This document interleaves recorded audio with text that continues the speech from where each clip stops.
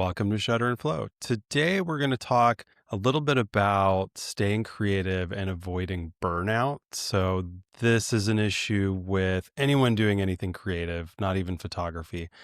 And I'm sure anyone who has been in a creative field, whether you're super busy or sometimes not very busy, you're going to deal with these issues a lot and often. And Jeremy and I both deal with these kind of things all the time. So we kind of want to talk about some of the things that help us out, some different things we both do, and maybe some like books and inspirational things or things that we actually both really enjoy. So yeah, let's start with meditation because that's something that Jeremy and I have both done a lot of. Yeah, I needed to get back into it. I mean, you and I, as you know, I went on a silent meditation retreat last year and spent 3 days up in the North Carolina mountains. Did not talk for 3 days, group meditation. It was actually quite lovely and peaceful. And when you're in a scenario where that's what you're doing like, I'm not a yoga person, but they were doing twice a day, like stretching yoga and group sitting around or nature hikes and no speaking at all. The only people speaking are like the guides that are there. It's easy to get in the rhythm of wake up, get your coffee, do meditation, journal, do whatever throughout your day, and then get back in it. We had 3-a-day sessions or more than that sometimes that we were doing actual meditation during some of these. And at first you're like, oh, this is hard. And then you get into it. And then it's like, oh, that was 30 minutes and I didn't even notice. I've been always wanted to do a silent meditation retreat and have always been absolutely terrified of not being able to talk for days. But it's something at some point I really want to try. Yeah. Next time I want to go full Mad Men last episode and like go out to California and do it. Like go somewhere really beautiful. North Carolina was beautiful. It was up in the mountains. We had hiking trails and all this, but it would have been I want to go somewhere nicer, honestly. Yeah. So in terms of meditation, I've dabbled in it for probably close to 10 years now, but it's been on and off, kind of similar to what you say. I started just using an app. I think it was like Headspace when it came out like 10 years ago or however old it is now, and just started playing with that. That was my first real kind of introduction into it. And since then, I've done a lot of different types of meditation, and I tend to just focus on breathing, the basic, right? Basic. I did play with the Way, which is Henry Shookman's app, which came out about a year ago, and it's a Zen practice, and it's really good. It's phenomenal. But I would say if somebody's never done any meditating and you feel stressed or burned out, or you feel like in a rut or whatever's going on, it's something that might help. I notice that when I meditate, I'm more patient, a little more positive, a little happier in general. But it's a practice. It's a daily thing. And just doing it once or twice, a week isn't really enough to kind of feel those benefits. It's something you have to do every day. But I think it's something that both you and I over time have seen a huge value in. I think other than maybe exercise, it's the next big thing. And we talk about exercise a little bit because Jeremy is an Ironman. Well, before we get into that, yes, I one thing I want to say is a lot of people think meditation is like you have to like go really deep and do all this stuff. It's just about not thinking. And the thoughts are going to come. They're always going to be there. The idea is letting them pass without acknowledging them and making it worry. And if you want to if you're questioning it, not sure about it, a book that I read early on, actually Chris Parsons, our friend, recommended it to me, 10% Happier. Yeah, and great book. It's a great book. It's Dan Harris. He was news anchor for ABC, I believe. Basically had a panic attack on air. And like it was all documented. And he started doing meditation. He was a guy who was not into it, did not want to do it. And it like changed his life. Yeah. So I think that's a good way to look into something if you just want to like dabble into it, or just the apps are great. It's so much easier now to get into these things without like back in the day, you would have to go on a silent meditation because there was nowhere else you could go do this. Yeah, and it's a bigger commitment, right? The idea of having to go to a class or go somewhere where, even if it's in your local hometown, whatever, and you're there for an hour or several hours is very different than opening an app and trying it for 10 minutes. So if you've never tried it, I'm going to assume that most people listening to this have probably tried it. You never know. I would suggest at least trying it with an app. It's 10 minutes of your day. It's free. It's not going to hurt anything. And I think it's a good thing. And then I would say the next big thing besides meditation is definitely exercise. I feel when regardless of whether I'm stressed, stuck creatively on anything, if I go for like a really long run, even a long walk or just a hard workout, I feel 10 times better. Yeah, It's not while you're doing the activity. It's after you do the activity that you feel better. Yeah. There's a quote, and I actually have it on a piece of art in the house, and it's a little bicycle. And it was Einstein has said, all my best ideas came while riding my bike. And I think it's something kind of like some people have their ideas in the shower. Some people, it's like when you're out doing something else and not concentrating on what you need to do art wise or photo wise or any type of thing creative. Sometimes using a different part of your brain can also be really good for you. And if you're sweating, breathing hard from running or whatever it is, you're not thinking about that stuff anyways. Yeah. I think long walks are great for that. If you're trying to solve a problem or you're kind of stuck creatively and you just take a long walk, you're going to have a ton of ideas because you don't have other distractions. And yeah, you're breathing more. So you're probably you have a little more oxygen in your brain, whatever it is. And you're just going to have better thoughts. Yeah, it's the shower principle, right? When you're not trying to think about something, it's going to hit you versus if you're just sitting down trying to figure something out or trying to think of something. It's a great way to kind of be more creative, I think. And then that kind of leads me to the other thing, which is when you're stuck creatively, I think it's great to try and do other types of art. Whether it's, if you're a photographer, I play an instrument or learn an instrument, learn to play something or paint or build something. It doesn't really matter what it is. It's finding another creative outlet that lets you be creative without it having a high cost in terms of feeling like, oh, this isn't what I want, which is fine because it's not, your main avenue of artistic expression. Well, and I think that's the key point there is we all got into photography or the creative field, whatever we're in, because we love doing that thing. The moment it becomes a job and you're relying on it and it's your income, there's times where you don't love it. And there's times that you're like a little stressed about it.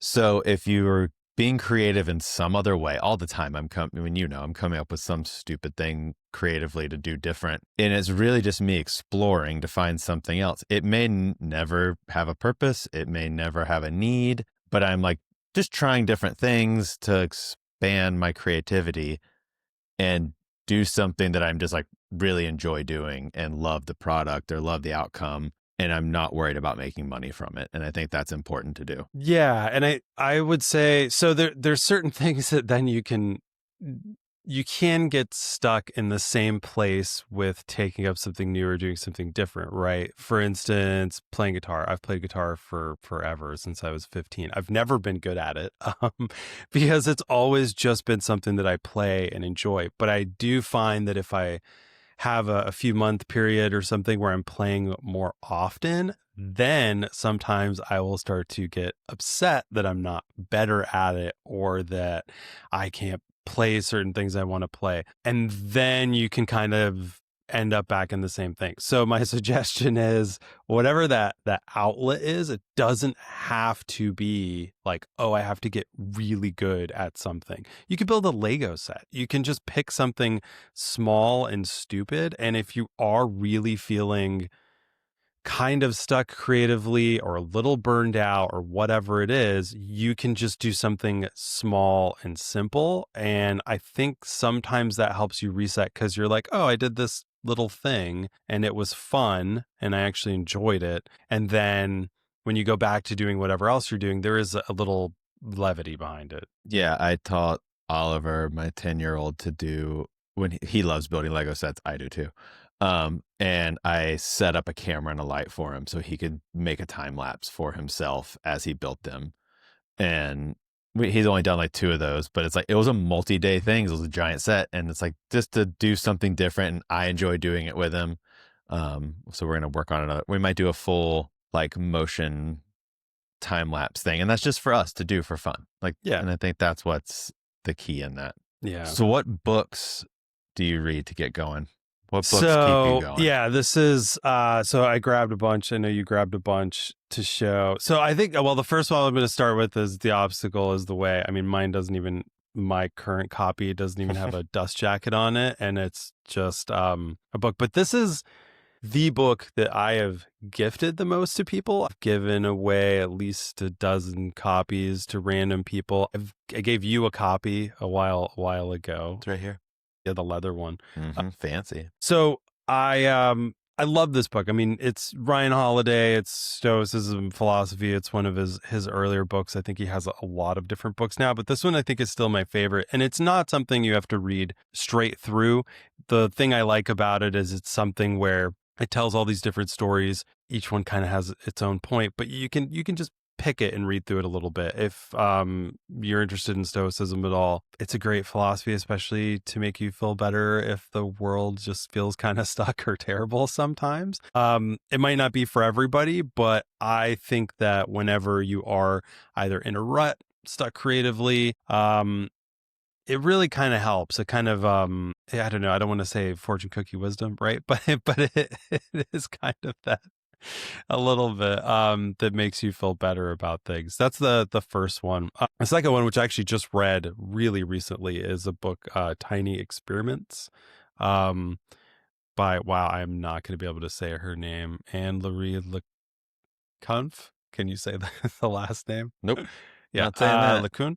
I think it's LeCun. So it's basically a really interesting book about she was a really brilliant person and then ended up being a tech entrepreneur. Her company failed and then kind of rethought a lot of parts of her life. And it's about doing these, not being tied into living your life on these big goals, and how most people are just goal obsessed, and you make a big goal and then that maybe doesn't work out. Maybe it does, but then you just make the next big goal. And it's more about experimentation and actually living life a little bit on like shorter timelines with just experimenting on things, because an experiment never really fails. It either kind of like succeeds or doesn't succeed, but the experiment itself is always a success because it was an experiment, right? Mm-hmm. And so it kind of changes your mindset a little bit and how you look at working on things or maybe even experimenting with certain things. So I thought it was really, really good. The other one, which I don't have the copy of, but I'll mention it, Arnold Schwarzenegger's Be Useful, is great. And the audio version is really the only way to go, because Arnold Schwarzenegger does the reading on the audio version, and you basically just get to hear Arnold Schwarzenegger talk for a really long time, which is awesome.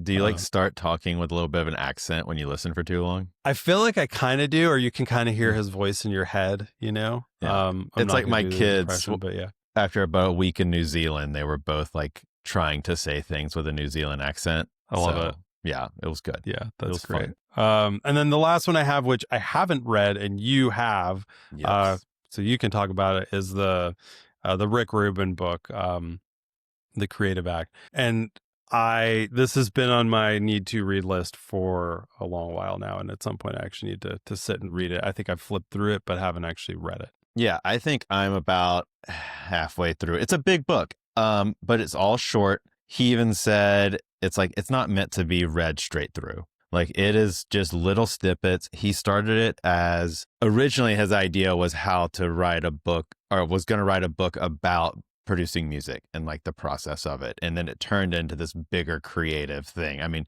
you can see I have like so many, like all those folded pages right there. Mm-hmm. It's all these little things where I've just folded and marked that it's like simple, easy. You can go back and read little sections. I have like all sorts of underlined things in here. It's just a lot of it And can be the case in all these books. There's a lot of them where it's pretty obvious when you really think about it, but to hear it from someone else and to not think it's just you, it's very helpful. Yeah. But I recommend it. I think it's good. Very well done. All right. For me, I have The War of Art by Stephen Pressfield. Now, Stephen Pressfield is an author who wrote The Legend of Bagger Vance was his first novel, which he even hates the movie for. He was a screenwriter. He wrote the book that became the movie 300.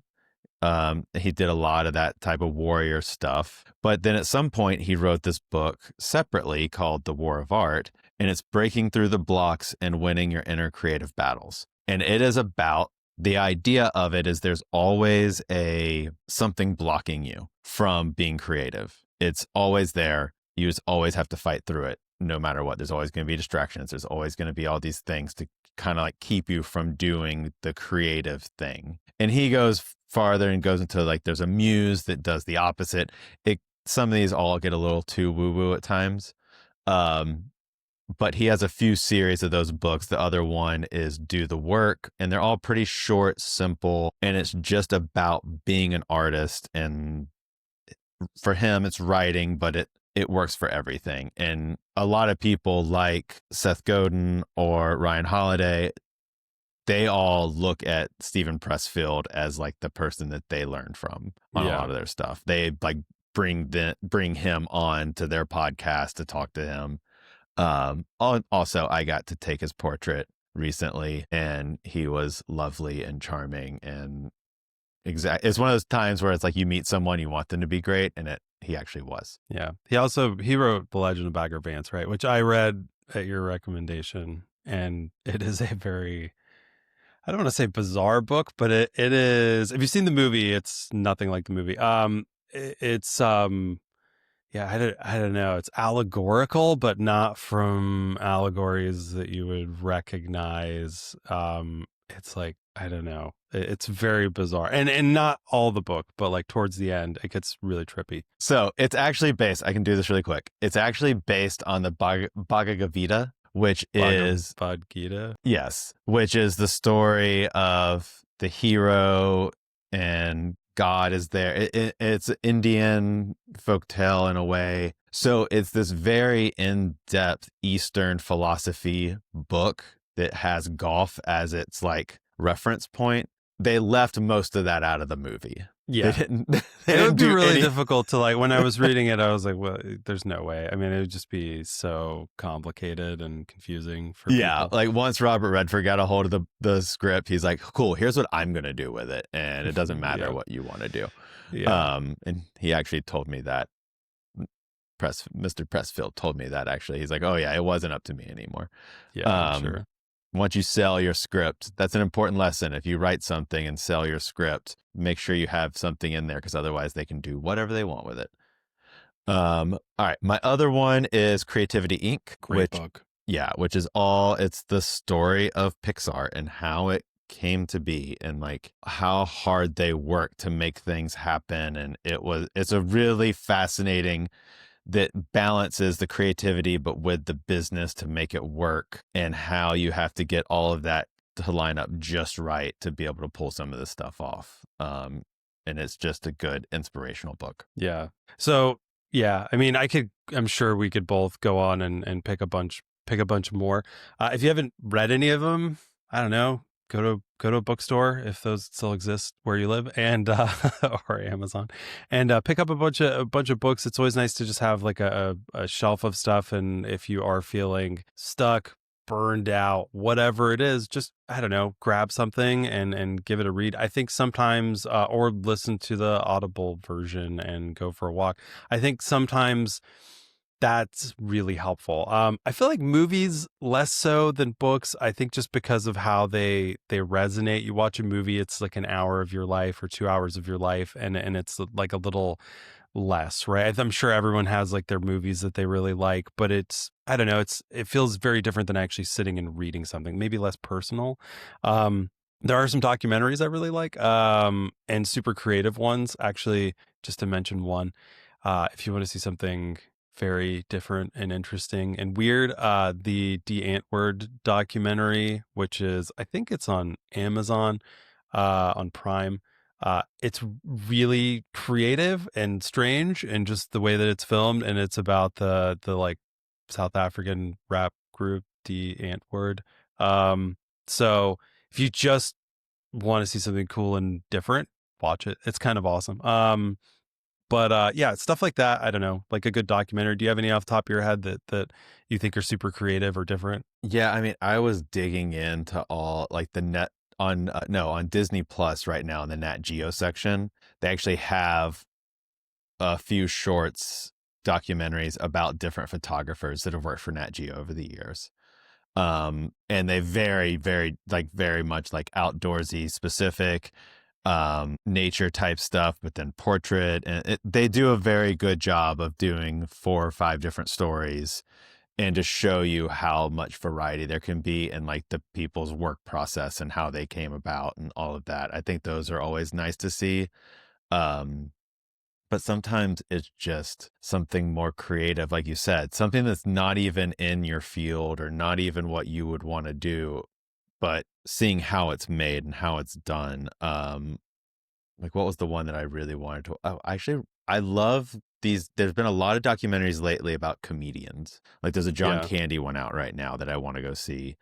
Um, and like Judd Apatow's done a few about different people, and those fascinate me because I love the process of stand-ups and comedians and like what they do such a good job of making it seem so natural when they rehearse that stuff so much to get every line down precise.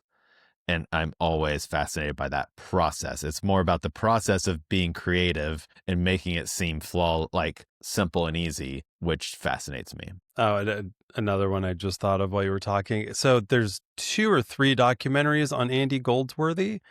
He's an artist and photographer, but I wouldn't classify him as a photographer. I would classify him as an artist who takes photographs of his work in order to kind of document the work itself. And he is um, if you live in any major city, you may have even seen some of his work in a museum, or there are some installation type work that he does.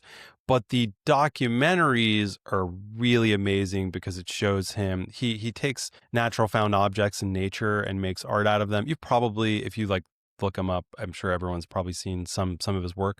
Um, but it kind of gives you a little insight into not necessarily how his brain works, because most people wouldn't just like walk into the woods and see a river and make something that he makes because it's kind of incredible. But it gives you a little insight into how he's making his work, and it's super cool. So any of the documentaries, Leaning into the Wind, and there's 2 others, they're worth a watch if you want something interesting, creative, and see how somebody who's very creative, how their brain kind of works, and does his art is very different than everyone else's. And so I think that's kind of interesting too, right? It's not just looking at what one artist or one photographer does. It's looking at somebody who has a totally different process. And I think that sometimes can help open up something. And you could say, hey, like, I really like how this person thinks about this or does that. And it might help you with whatever you're doing or working on.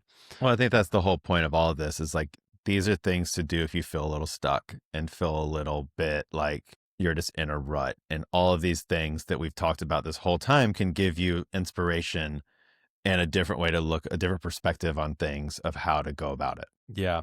It's kind of like if you make a little collection for yourself of things and people and documentaries and books, like all these things that you find interesting, different, weird sometimes.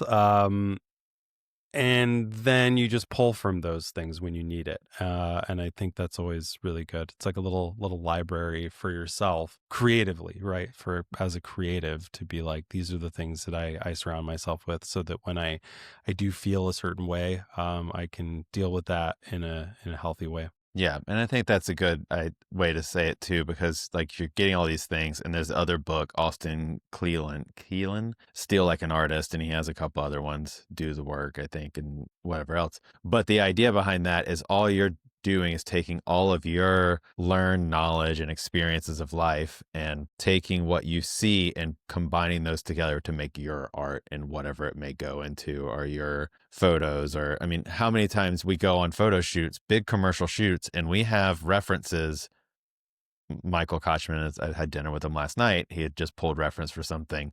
And it's like, oh, these are vintage references for this new thing, but it's like you're not doing exactly that. You're using them as inspiration, but you are making your own version of that with your team of people and whatever the client is and all that. And that happens all the time. So the more that you're seeing and taking in and being inspired by, the more you can put that into your own work. Yeah. I think it's so common in music, right? Because unlike any other art form, I think music, it's a little easier to see, oh, there's these different genres. They blend, some steal from others.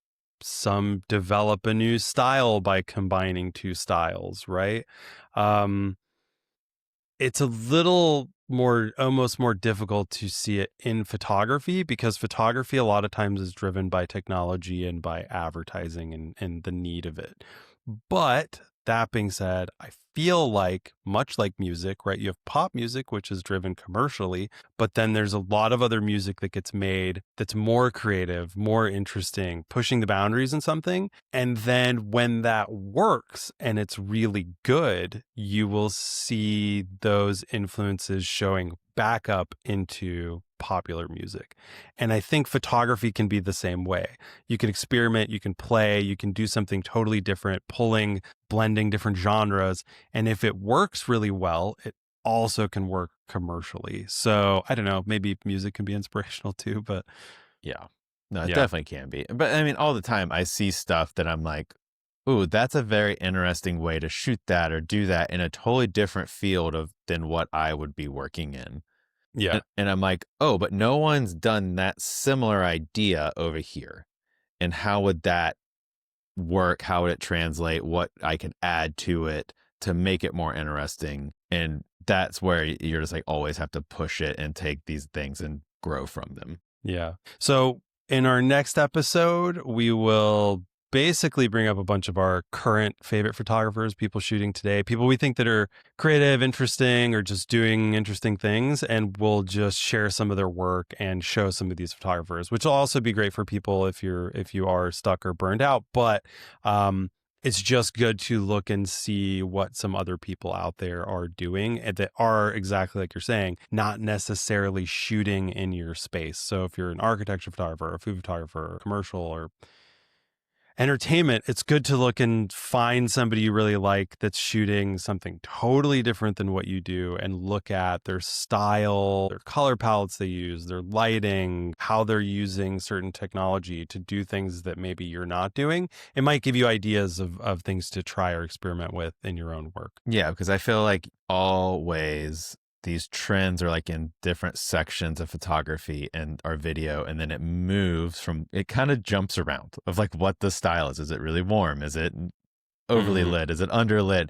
You kind of see it all move in these like circles, and it's like, okay, what's the next one going to be in, say, food photography or entertainment photography, portraits? Like you see certain things that stay, but you can always have a few that like transfer through. And if you can be ahead of that and grabbing stuff and trying it, maybe you could be the person that's leading that next section. Or doing something that nobody else is doing at all. Sometimes that's kind of cool too. Yeah, I still got to work on my backyard bullet rig with my yeah, we'll figure that out later. Yeah. That's for a different time. Yeah. All right. Thanks, everyone. Thanks for listening. Thanks for watching. And next week, we will be talking about some cool photographers. All right, talk to you soon. Bye.